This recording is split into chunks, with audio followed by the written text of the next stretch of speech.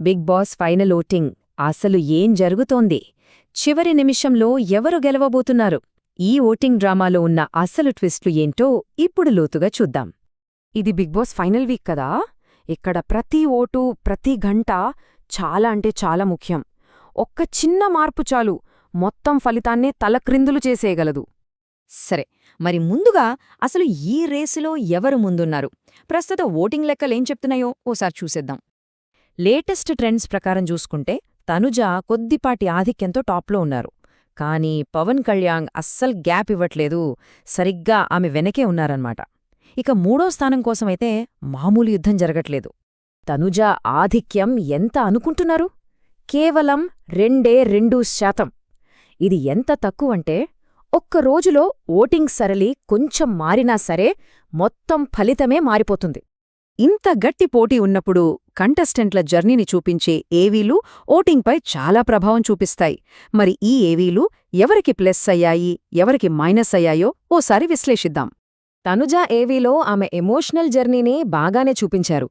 కానీ ఫ్యాన్స్ మాత్రం ఒక క్వీన్ ఎలివేషన్ ఆశించారు, అది మిస్ అయ్యింది. దానివల్ల రావాల్సిన మాస్ హైప్ అనేది రాలేదనే చెప్పాలి. ఇక డెమోన్ పవన్ విషయానికొస్తే కామెడీ అయితే బాగానే వర్కౌట్ అయింది. కానీ ఓట్లు పెంచడానికి కావలసిన ఆ మాస్ ఎలివేషన్ మాత్రం కొరబడింది. అందుకే ఓటింగ్లో పెద్దగా కదలిక కనిపించలేదు. అయితే అందరికన్నా ఎక్కువగా ఇమాన్యుయల్ ఏవీకి మంచి రెస్పాన్స్ వచ్చింది. దీనికి ఒకే ఒక్క కారణం, సాక్షాత్తు బిగ్ బాస్ వాయిస్తో ఇచ్చిన ఆ పవర్ఫుల్ ఎలివేషన్. ఇది ఓటర్లను బాగా ఆకట్టుకుంది. ఏవేళ ప్రభావం ఎలా ఉన్నా సరే ఒక్కోసారి ఒకే ఒక్క ప్రోమో మొత్తం గేమ్నే మార్చేస్తుంది. ఇప్పుడు మనం ఆ అసలైన గేమ్ చేంజర్ గురించే మాట్లాడబోతున్నాం. ఆ ప్రోమోలోని ఈ ఒక్క లైన్ ఇప్పుడు సోషల్ మీడియాలో హాట్ టాపిక్. ఎందుకంటే బిగ్ బాస్ చరిత్రలో ఇలాంటి మాటలు తరచుగా విన్నర్ను సూచిస్తాయి అని ఒక టాక్ ఉంది. విశ్లేషకులు దీన్నే క్లియర్ హింట్ అంటారు.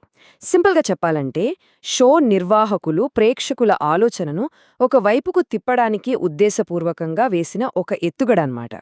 ఇక్కడే ఉంది అసలైన ట్విస్ట్. ఈ పవర్ఫుల్ లైన్ పవన్ కళ్యాణ్ కోసం వాడారు, కానీ అదే పేరున్న డెమాన్ పవన్కు మాత్రం వాడలేదు. ఇది చాలా పెద్ద తేడా.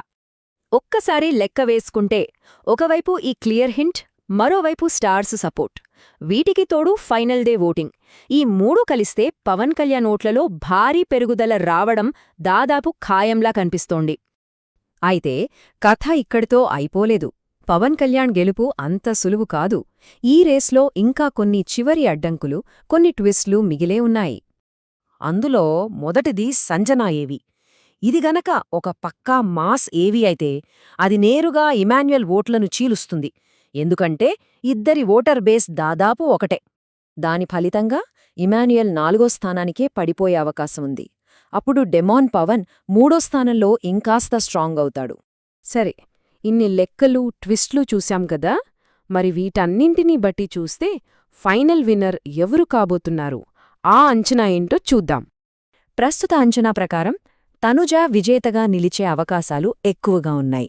ఆ తర్వాత పవన్ కళ్యాణ్, డెమోన్ పవన్ మరియు ఇమాన్యుయల్ ఈ ఆర్డర్లో ఉంటారని అంచనా.